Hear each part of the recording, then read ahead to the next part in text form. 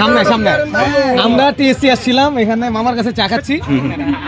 Argentina supporter আসছে, বলতেছে কালকে আমরা ড্র করছি ব্রাজিলে, ঠিক আছে? এখন মামা চ্যালেঞ্জ দিছে, যদি উনি 11টা প্লেয়ারের নাম বলতে পারে আর্জেন্টিনার, দেন সব চা ফ্রি আজকে ওনার জন্য। বলেন আপনি 11টা প্লেয়ারের নাম বলেন। এই মামার দেখো। আচ্ছা এবার শুরু করি। হ্যাঁ ঠিক আছে।